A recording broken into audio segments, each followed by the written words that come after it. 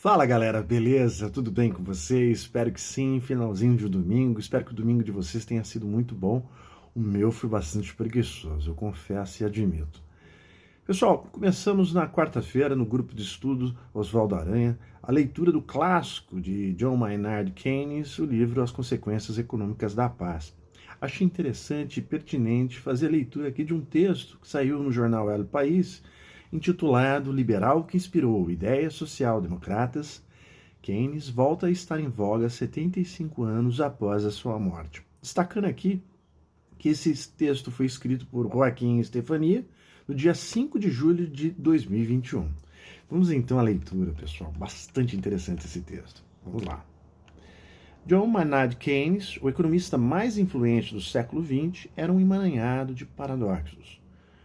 Um burocrata que se casou com uma bailarina, um homem gay cujo amor maior foi uma mulher, um leal servidor do Império Britânico que criticou o imperialismo, um pacifista que ajudou a financiar as duas guerras mundiais, um internacionalista que montou a arquitetura intelectual do Estado-nação moderno, um economista que questionou os próprios fundamentos da economia e, finalmente, um liberal que contribuiu para criar a essência das ideias social-democratas. Esse monte de contradições é analisado exaustivamente pelo jornalista americano Zachary D. Carter em um novo livro sobre o gênio de Cambridge, The Price of Peace, Money, Democracy and the Life of John Maynard Keynes. O preço da paz, dinheiro, democracia e a vida de John Maynard Keynes, que foi lançado em inglês em 2020 e acaba de ser publicado em espanhol pela Paidós 75 anos depois da sua morte. Esse texto se une, entre outros, à biografia canônica do personagem de Robert Skindledesk e a um de seus seguidores mais combativos, o americano Hyman Minsky. De todas elas, se conclui que Keynes, 1883-1946, é um cadáver ideológico muito incômodo. Não pode ser enterrado enquanto a economia continuar sofrendo altos e baixos tão profundos como os que se alternam no mundo real. Quando a economia mundial vai bem, o funeral de Keynes continua em câmera lenta, entre orações e admoestações dolorosas. Mas quando as coisas vão mal, como durante a grande recessão e o grande confinamento, até mesmo os poderosos voltam seu olhar suplicante para o economista. Então, a ciência econômica se afasta da pirotecnia ideológica do mainstream político e acadêmico. O livro do Carter é bastante completo. O de Keynes é lembrado fundamentalmente porque foi no campo da economia que suas ideias tiveram maior influência. Os estudantes universitários de ciências econômicas aprendem principalmente que ele exortou os governos a aceitar déficits públicos em recessão e a gastar dinheiro quando o setor privado não pode nem quer fazer isso. Isso seria um keynesianismo tosco. Sua agenda econômica sempre esteve a serviço de um projeto social mais amplo e ambicioso. Keynes foi um filósofo da guerra e da paz, o último dos intelectuais ilustrados a conceber a teoria política, a economia e a ética como parte de um conjunto unificado. Era um homem cujo principal projeto não residia na tributação ou nos gastos públicos, e sim da sobrevivência do que ele chamava de civilização.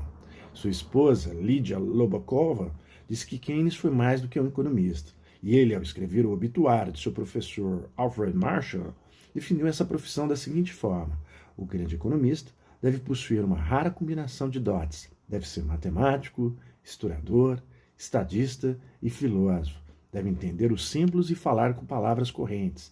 Deve contemplar o particular nos termos do geral e tocar o abstrato e o concreto na mesma revoada do pensamento. Deve estudar o presente à luz do passado e com vistas ao futuro. Nenhuma parte da natureza humana e de suas instituições deve ficar completamente fora de sua consideração. Deve ser simultaneamente desinteressado e utilitário, tão fora da realidade, tão incorruptível como um artista, e, no entanto, em algumas ocasiões, tão perto da terra quanto o político. Seus vínculos intelectuais uniram alguns dos filósofos mais valiosos da época, como J. Moore, Bertrand Russell e Ludwig Wittgenstein. Também ao círculo universitário, apóstolos de Cambridge, a sociedade mais seleta e secreta dessa universidade, a qual pertenciam não só os citados anteriormente, como também Linton Strash, Leonard Wolff, M.F. Foster, Roger Fry e outros. O apóstolo que exerceu mais influência em Keynes foi J. Moore, o autor de Princípios Éticos. Quase todos eles se juntaram no chamado grupo de Bloomsbury, uma comunidade de escritores, pintores, filósofos, romancistas, editores, poetas, artistas e boêmios residentes em Londres que questionavam a moral vitoriana com sua forma de viver e pensar e propunham uma nova ordem social. Keynes, como pessoa ligada à economia e aos aspectos práticos, era bastante excepcional nesse ambiente e ainda assim não só pertenceu a ele, como fez parte de seu núcleo mais central. Bloomsbury foi talvez o círculo cultural mais poderoso da Inglaterra de seu tempo.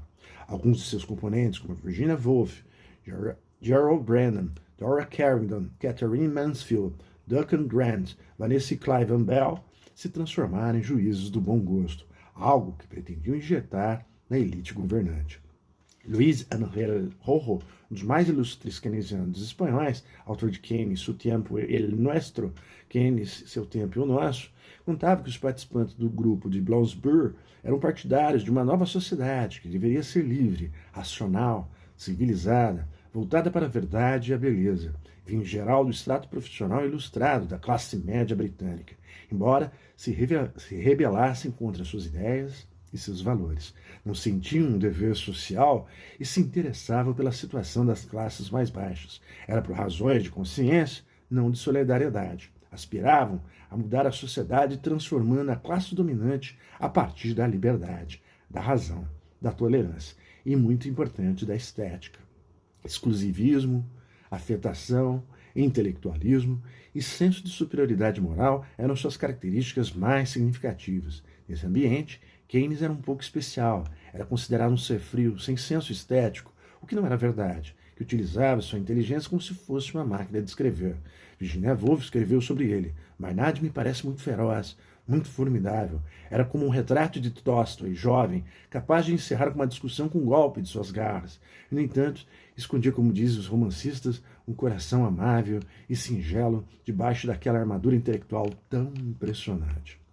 O keynesianismo logo atravessou o Atlântico e se transformou em uma cultura política nitidamente americana, ou pelo menos tão americana quanto britânica. O New Deal de Roosevelt, o plano Beveridge, antecedente do Estado de Bem-Estar Social, a grande sociedade de Lyndon B. Johnson, reorganizaram de forma essencial as vidas britânicas e americana, levando as duas sociedades a ser mais igualitárias, mais democráticas e mais prósperas. John Biden tenta seguir esse caminho. Agora, no século XXI, o mundo da alta economia americana, aquela da qual realmente depende dos que detêm o poder do país, está efetivamente dividido em diferentes variantes do keynesianismo, independentemente que os praticantes mais conservadores da disciplina pensam ou não em reconhecer isso politicamente, e de que suas ideias morais e políticas já não têm muito a ver, em muitas ocasiões, com o que Keynes apreciava.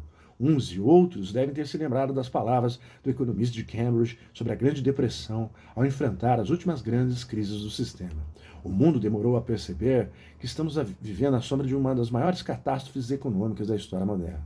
Mas agora que se tornou consciente do que está acontecendo, o homem da rua, sem saber como nem porquê, sente-se dominado por temores exagerados. Em contraste, previamente, quando começam a aparecer os motivos de preocupação, nem sentiu que teria sido uma preocupação razoável. Ele começa a duvidar do futuro. Está despertando agora de um sonho agradável para enfrentar a escuridão da realidade? Ou está dormindo com um pesadelo que passará? Nós mesmos nos colocamos numa desordem colossal, falhando no controle de um mecanismo delicado cujo funcionamento não entendemos. O keynesianismo ganhou vida própria, em uma história que as batalhas pelos livros didáticos nas universidades desempenham um papel tão destacado na luta pelas ideias, quanto as mobilizações militares e os resultados eleitorais. Entre as opiniões de um homem intelectualmente tão polifacético se destaca sua relação nitidamente crítica com o comunismo. Esse texto aqui é maravilhoso, mas ele é bem grande, pessoal. Encerro por aqui, grande abraço, até mais e, é claro, valeu!